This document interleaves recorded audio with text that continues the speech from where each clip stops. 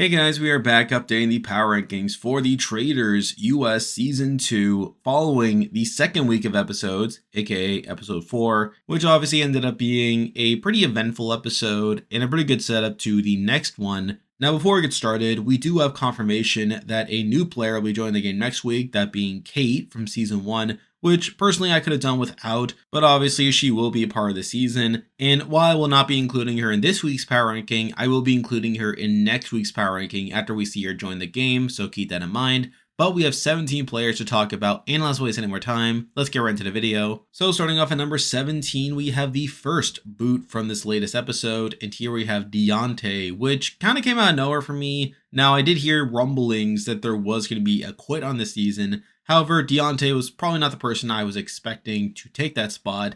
Now, obviously, we saw in the show that he struggled a lot following the max vote, where he took it very hard. And he has since said in exit interviews that a big reason why he quit was the entire experience reminded him of childhood trauma, which is obviously pretty understandable. And I can only imagine how hard the experience was for him as a whole. And in general, he seemed to be playing pretty well, where he seemed to be aligned very closely with people like Dan, CT, and Sandra. And I assumed that had he stayed in the game, he probably would have been around for a while, as people seem to like him a lot and people were very unwilling to suspect him. But obviously he is now out of the game, which is why he's here number 17. Now moving on to number 16, we have the next boot from this episode, and here we have Eichen Su. And I did say last week that I felt like she was the most likely to be murdered by Parvati, and sure enough, that's what happened here, where Parvati gave her the chalice, and obviously she ended up being taken out of the game after that. Now I was off on the reason why Eichen Su was the murderer, where I did say in the video that I felt like it was to paint a target on Janelle's back, as obviously Janelle was already kind of getting sus on her.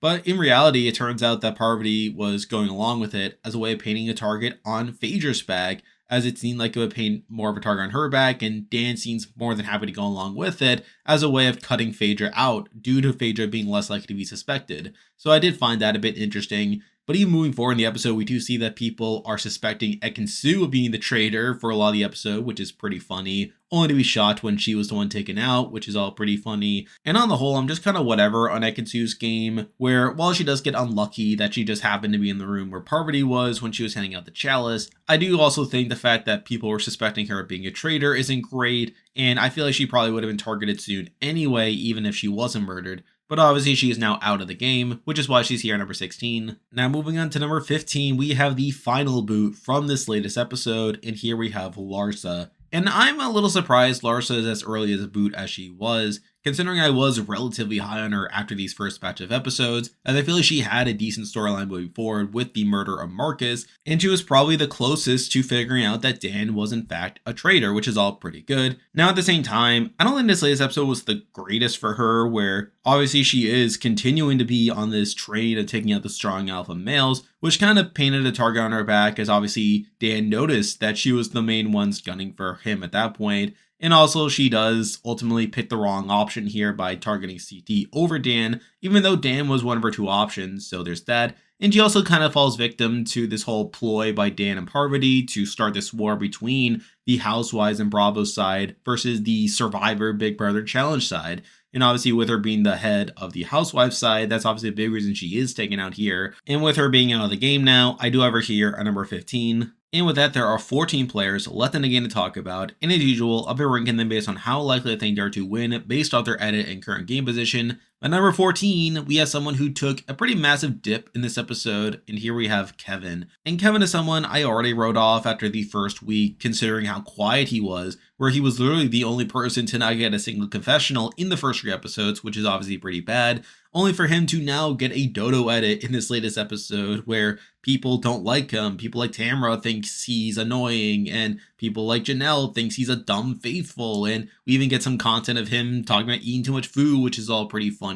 And then you get to the round table where he gets into a debate with Larsa and MJ, and he ends up getting 4 votes against him, which is pretty bad. And in general, obviously this episode was pretty bad for Kevin, and I'm pretty confident he's not winning at this point, where the only redeeming quality to his edit in game at this point is people seem to think he's a faithful at least, where even Janelle acknowledged that he was a faithful, so at least there's that, but still, this was mostly a bad look for him, so he's here at number 14. Now moving on to number 13, and we have someone just one step above Kevin, and here we have John Burkow. And John is another one that I have mostly written off at this point. I feel like he's pretty ineffective within the game, and even on the show, he's barely getting any content, which is pretty bad. He also gets a vote against him at the roundtable, and there are still some people suspecting him of being a traitor. Though at the same time, I think people are coming around to him just being someone who won't do anything in the game, which is at least something. I could see a world where he can make it deep into the game because he's a non-threat, but really, I don't see him winning the game either, so he's here number 13. Now moving on to number 12, and the main pro to this person is they're at least getting more content, but that's barely saying anything, and here we have Tamara. And again, Tamara's another mostly non-factor in the game, where her main content here is dunking on Kevin and voting for him at the roundtable. But beyond that, she's just doing more of what I said from her last week, where she's pretty much just a joke on the show, barely doing anything worthwhile in the game.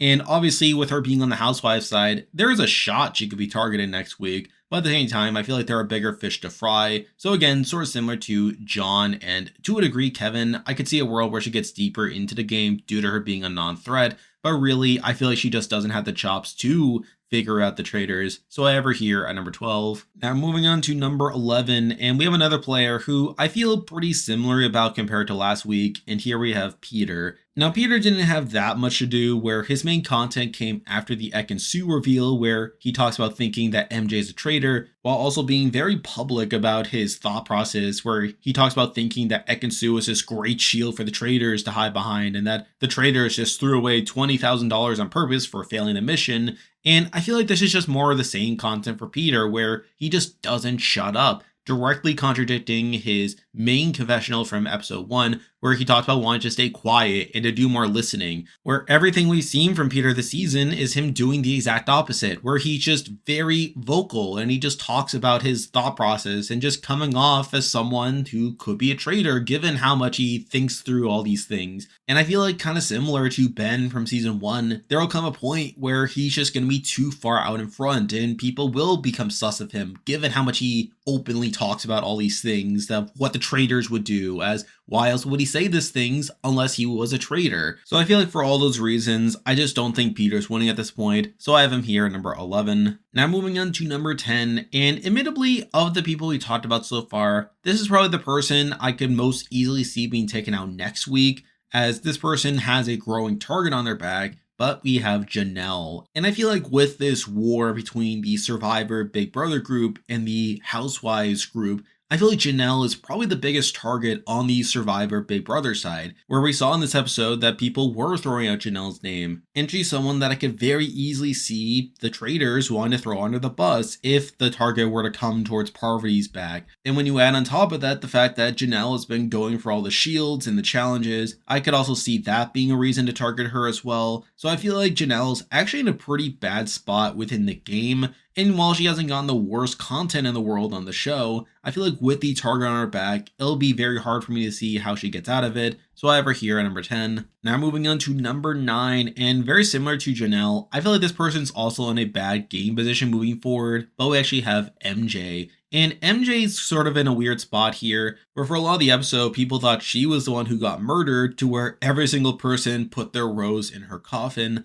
And then after it's revealed that Eichen Su was the victim, people immediately shifted their eyes towards MJ, where people did think that MJ was a target here. And she does also get a vote against her at the roundtable, which isn't particularly great. And I feel like now with the game dynamics, I could very easily see MJ being a target relatively soon, which is also pretty bad. And with her having one of the quieter edits on the show, I feel like that's also a pretty worrying sign for MJ moving forward. But admittedly, I feel like she's probably a better player compared to a lot of the other people we already talked about. So to that end, I could see a world where she skates through these next couple of rounds. But realistically, I feel like compared to the people we'll be talking about soon, I probably have a lot more faith in those people to actually win the game. So I have her here at number 9. Now moving on to number 8, and we are again talking about our first traitor now, though I did switch the order here, but number 8 we do have Parvati. And at this point, I don't think Parvati is winning this game, as I feel like she's clearly being set up to be taken out down the road. Where first up on the traitor side, you have Dan, who is very clearly using Parvati as a way to advance his game, while also having her take a lot of the bullets for the stuff that he's doing. Where we saw Dan during week 1 actively recruiting Parvati and really feeling her out to see how useful she would be as a traitor and how useful she would be for his game. And then moving forward into week 2, we have Parvati kind of falling into what Dan wants, where while Dan didn't intend for Parvati to murder Eichen Su, we see Dan getting a lot of content talking about how this is useful for him and that he can use this to paint a target on Fedra's back, while also like seeing the downstream effects of that, where we see this emerging divide between the cast,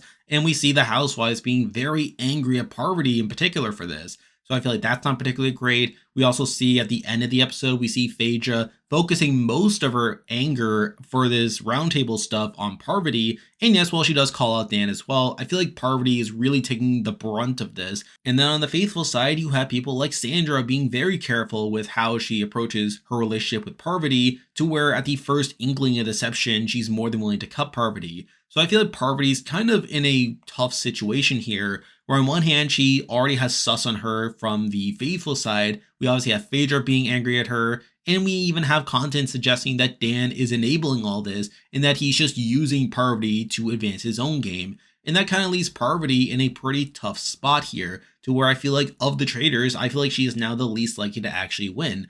So I feel like it's kind of tough to place Parvati here on this power ranking, simply due to the circumstances surrounding her game at this point.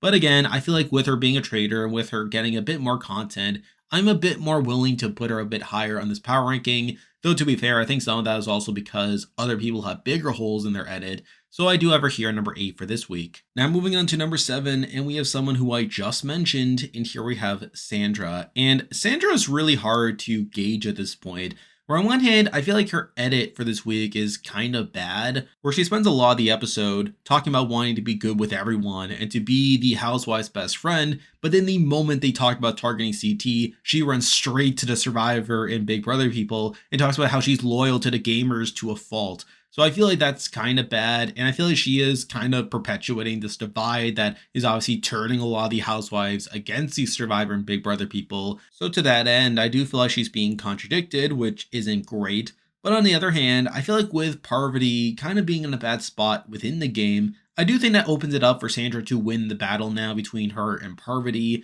which is obviously better than what I said about her last week. But at the end of the day, I still don't feel like she's that big of a frontrunner to actually win the game, considering the issues that I have with her edit. So I have her here at number 7. Now moving on to number 6, and this person has jumped up quite a bit from last week, which is kind of surprising. But at number 6, we do have CT. And obviously this episode wasn't great for CT on paper, where obviously he was being targeted by the likes of Larsa and the Housewives. And even before that, we got more of the same content of him worrying he could be next, considering that all the men have been murdered so far, so that makes him think he could be next, which obviously isn't great. Though I will say the main thing propping him up at this point is probably that scene at the end where he does seem to be reconciling a bit with Trishelle. That seemed to be mostly unnecessary content for me, and I feel like that was enough to at least have him this high on the list, and especially with everyone else having bigger holes in their games or within their edits. I feel like CT's issues aren't as bad as those other people's, but I still feel like with the amount of issues that I have with this game up to this point, I do have him here at number 6. Now moving on to number 5, and we have someone who I just mentioned, and here we have Trishelle. And Trishelle is in an interesting spot as well, where I did say last week she was the second most likely to be targeted after Eichen Su, and even moving forward, considering that a housewife had just been taken out and the traitors possibly wanting to make the sides more even, there is a chance Trishelle could be murdered here, especially with that scene with her and CT at the end. But again, I feel like the fact that she got that scene with CT of her like feeling like CT has changed a lot and that she thinks that she can trust him, I feel like that was enough to have her this high on the list, which is why I have her here at number 5. Now moving on to number 4, and we have the next traitor on the board, and here we have Dan Giesling. And I do feel a bit higher on Dan after this episode compared to last week. Now, at the end of the day, I still feel like he will eventually be caught due to him like using Parvati and trying to create this war between the Big Brother and Survivor people and the housewives. but I still feel like this was a solid episode for him. We got a lot of content from him breaking down his strategy of using the Eichen Su death in order to paint a target on Fedra's back, and we have him like even escaping Larsa's suspicion, where even though he was one of two people Larsa was targeting, we do see Larsa picking CT over him, which I do find somewhat impressive on his end. So the fact that he was able to recover from his bad situation at the last roundtable is pretty good.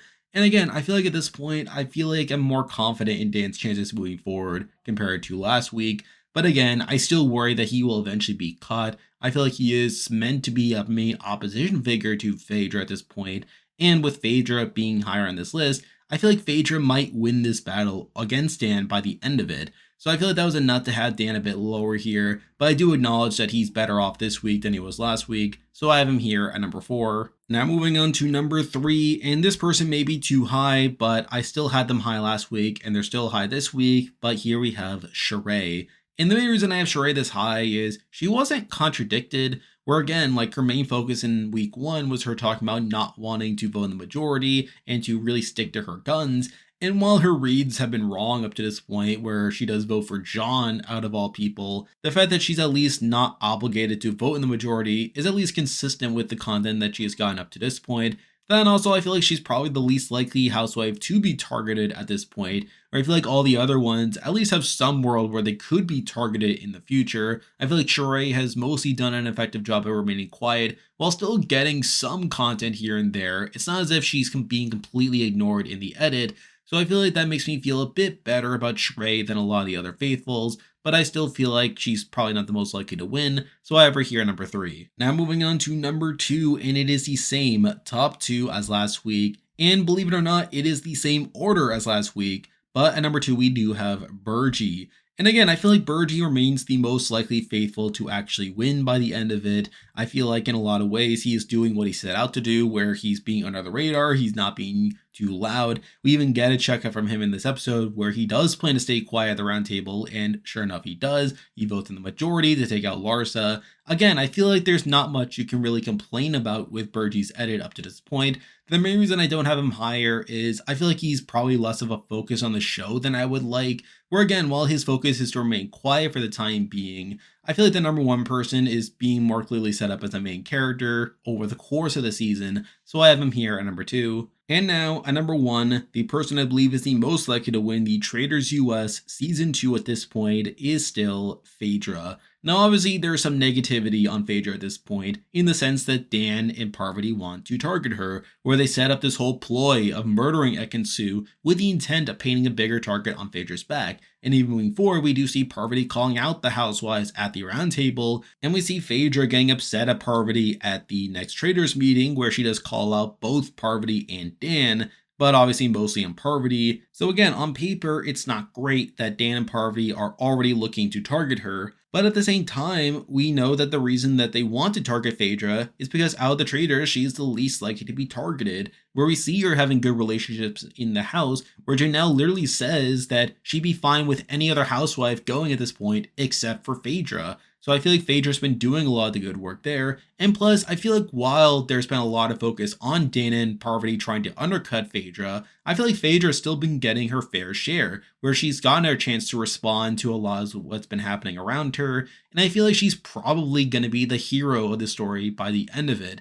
So I feel like those are big reasons why I have her this high on the list. I feel like she will ultimately win this war against Dan and Parvati to where she'll eventually be the last traitor standing. And I feel like with the Traitors having an inherent advantage in a game like the Traitors, I feel like that's a big reason why I have her over even Burgee. So I feel like those are big reasons why I still have her at number 1, even with all the knocks against her from this week. So I have her here at number 1. And there we go. That'll do it for this week's video. If you like this content, be sure to like and subscribe. Really helps out with the channel. And I'll be back again next week to update the power rankings again, so you can look forward to that. Australian Survivor is right around the corner, so you can look forward to weekly power rankings of that show once it starts. Obviously, that'll be pretty exciting. I'm on Patreon, so if you want to consider supporting the channel, you can do so by clicking the link in the description, and you can also join the Discord server by also clicking the link in the description. There's a lot of stuff coming your way, but for now, that is the video. See ya.